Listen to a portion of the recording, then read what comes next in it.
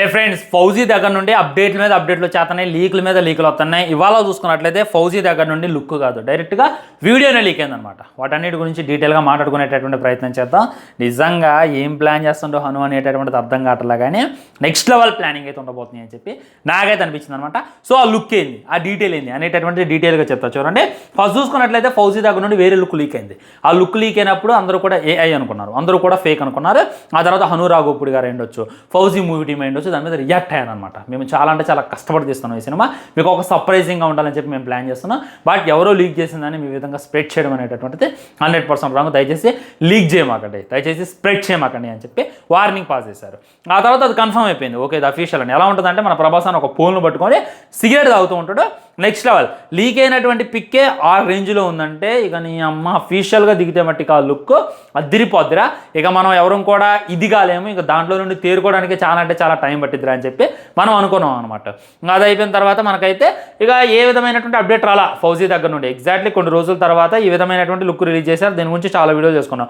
ఆ తర్వాత మన ఇండిపెండెన్స్ చూసుకున్నట్లయితే ఈ విధమైనటువంటి లుక్ రిలీజ్ చేశారు, దాని గురించి కూడా చాలా వీడియో చేసుకున్నాం. సో ఇవాళ వీడియో చేసుకోదు ఏంటంటే లీక్ అయినటువంటి లుక్ గురించి అండ్ ఫౌజీ మూవీ షూటింగ్ దాకా వచ్చింది అనేటటువంటి దాని గురించి అనమాట. ఫస్ట్ ఫౌజీ షూటింగ్ గురించి మాట్లాడుకోవాలి అని అంటే చాలామంది December 3rd సినిమా రాదు అని చెప్పి అనుకుంటున్నారు. కానీ దానికి హను రాఘోపుడి గారు చూసుకున్నట్లయితే 100% క్లారిటీ ఇచ్చేసిండు, 100% దిగుతుందంట. ఆల్రెడీ ప్రభాస్ అన్న మనకు మాట ఇచ్చిండు, ఇయర్లీ 2 సినిమాలతో వస్తా మీ ముందుకి. నేను ఎక్కువ మాట్లాడినా కానీ 2 సినిమాలతో మిమ్మల్ని ఖచ్చితంగా ఎంటర్టైన్ చేయడానికి మీ ముందుకు వస్తా అని చెప్పి ప్రభాస్ అన్న ముత్త కంఠంతో చెప్పేసిండు. అది చాలా గొప్ప మాట అనమాట. ఎందుకంటే ఇప్పుడు ఉన్నటువంటి టాలీవుడ్లో ఉన్నటువంటి హీరోస్ ఎవరైనా సరే ఇయర్లీ వన్స్ అంటే కామెడీ 2 yearsకి ఒక్కసారి రండి.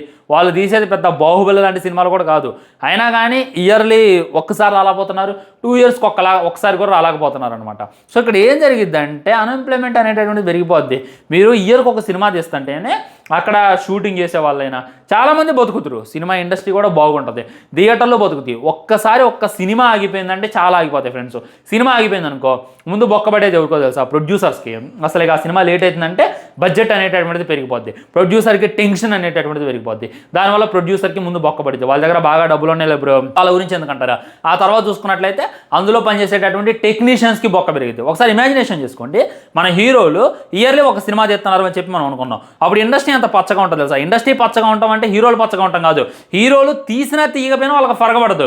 మన రామ్ చరణ్ గారు ఉన్నారు, ఒక ఇయర్లీ 2 సినిమాలు తీయాలి, ఆయన ఇయర్లీ కనీసం 1 సినిమా తీయట్లేదు. ఆయన వల్ల ఆయనకేం కాదు, మన మహేష్ బాబు గారికైనా, మన ప్రభాస్ గారికైనా, అల్లు అర్జున్ గారికైనా, ఇప్పుడు ఉన్నటువంటి ఎన్టీఆర్ గారికైనా, ఎవరికైనా సరే ఇయర్లీ ఒక సినిమా తీయాల్సిన రూల్ ఉండాలి. ఆ రూల్ ఉంటేనే చాలా అంటే చాలా బాగుంటుంది.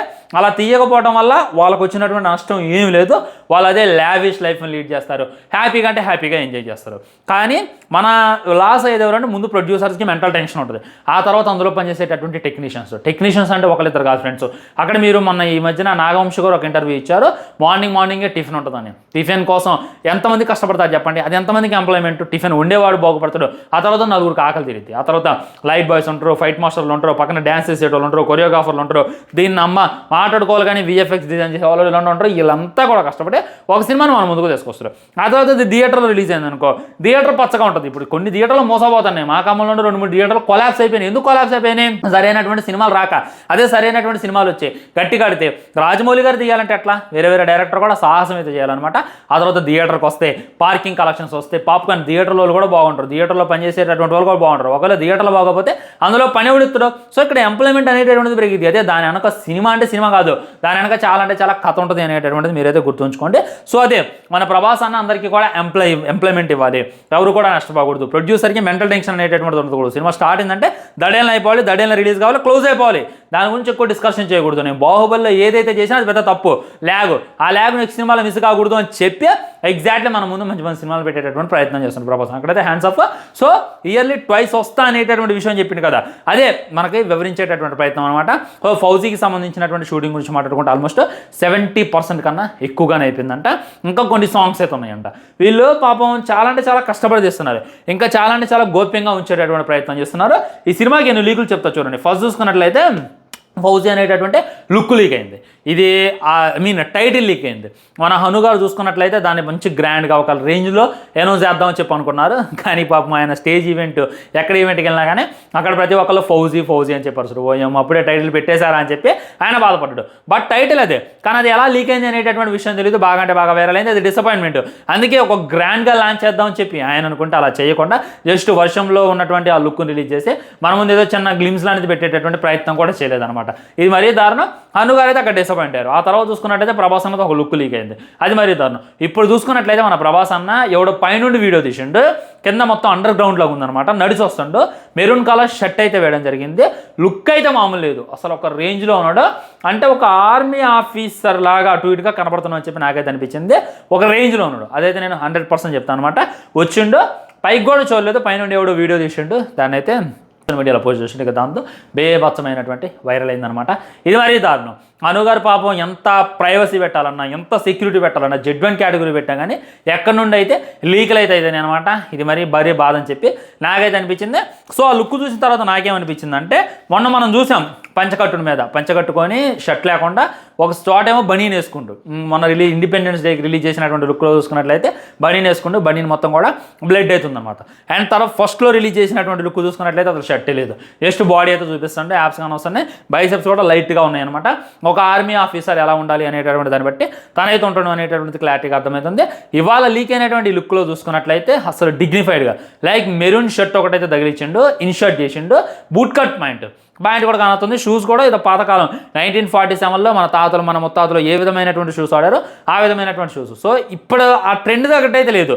నాకు ఆ లుక్ చూసి ఏమనిపించింది అంటే, ఇది ఖచ్చితంగా సినిమాలో ఉండబోయేటటువంటి లుక్కే, అదైతే డౌటే లేదనమాట. దానికి తగ్గట్టు మనకి ఏదో బిగ్గర్గా ప్లాన్ చేసేటటువంటి ప్రయత్నం చేస్తుండే హను అని చెప్పి నాకైతే అనిపిస్తుంది. అండ్ ఇదేదో సాంగ్ అని చెప్పి కూడా అనిపించింది. లైక్ ఇప్పుడు మన చెప్పాక మొన్న ఫౌజీ గురించే ఒక స్టోరీ అడిగితే చెప్పిన అనమాట. ఫౌజీ స్టోరీ లేని ఏంటంటే, మన సుభాష్ చంద్రబోస్ గారు చూసుకున్నట్లయితే జర్మనీ వెళ్తారు. ఎందుకు వెళ్తారు? హిట్లర్ని కలవడానికి వెళ్తారు. హిట్లర్ని కలవడానికి వెళ్ళిన తర్వాత చంద్రబోస్ గారు అక్కడ స్ట్రక్ అయిపోతారు అనమాట, ఇరక్కపోతారు. సో తను అక్కడ నుండి తీసుకురావడానికి గాంధీ తాతగారి చేతిలో ఉంటుంది, అండ్ నెహ్రూ వీళ్ళందరూ ఫ్రీడమ్ ఫైటర్స్ చేతిలో అయితే ఉంటుంది. వాళ్ళంతా కూడా చేతులు ఎత్తేస్తారు.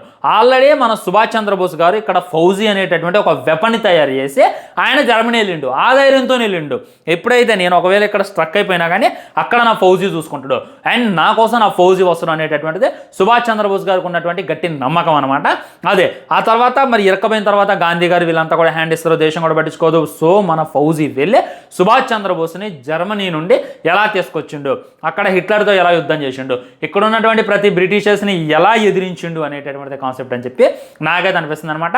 మన స్వాతంత్ర సమరం అనేటటువంటిది సత్యం, అహింస, తొక్క తోలు తోటకూర అనేటటువంటిది లేకుండా full adult like blood bath సృష్టించుకుంటా, కనపడకుండా వేసుకుంటా పోకుండా మన భగత్ సింగ్ సిద్ధాంతాలు, మన అల్లూరి సీతారామరాజు గారి సిద్ధాంతాలు, మన సుభాష్ చంద్రబోస్ గారి సిద్ధాంతాలు పాటిస్తే ఇంకా మనకి ఎంత ఎర్లీగా వచ్చేది స్వాతంత్రం అనేటటువంటి కాన్సెప్ట్తో సినిమా తీస్తున్నారు అని చెప్పి బయట బాగా అంటే బాగా సర్క్యులేట్ అవుతుంది. నాకు కూడా అది అనిపిస్తుంది. సో ఇక్కడ ఫౌజీ చూసుకున్నట్లయితే గాంధీకి ఎదురు తిరుగుతుడు, అప్పుడు ఉన్నటువంటి సత్యం అహింస పోరాడేటటువంటి ప్రతి వాళ్ళకి ఎదురు తిరిగే, అండ్ ఇక్కడ బ్రిటిషర్స్ కూడా ఎదురు తిరుగుతుడు. ఇక్కడ తన వాళ్ళతో తనే యుద్ధం చేయాల్సి వస్తుంది, బ్రిటిషర్స్తో కూడా తనే యుద్ధం చేయాల్సి వస్తుంది. సో వన్ మ్యాన్ షో అంటే వన్ అండ్ ఓన్లీ ఒక్కడు ఎలా నిలబడ్డాడు వాళ్ళందరికీ ఎదురుగా అనేటటువంటిది ఫౌజీ మూవీ అని చెప్పి నాకైతే అనిపిస్తుంది. సో మనకి ఇండిపెండెన్స్ డే చూసుకున్నట్లయితే మన సత్యం అహింస అనేటటువంటి పదాలతో పోకుండా ఉన్నట్టయితే ఎప్పుడో వచ్చేసేది మనకి. ఎందుకు సత్యం అహింస నాకు అర్థం కావట్లా. వాళ్ళు మనల్ని దోచుకుంటున్నారు, మన ఆడవాళ్ళని చికా చేస్తున్నారు, మన దేశంలో ఉన్నటువంటి సంపద అంతా కూడా ఎత్తుకొని వెళ్ళిపోతున్నారు. అలాంటి వాళ్ళతో సత్యం అహింస అయింది.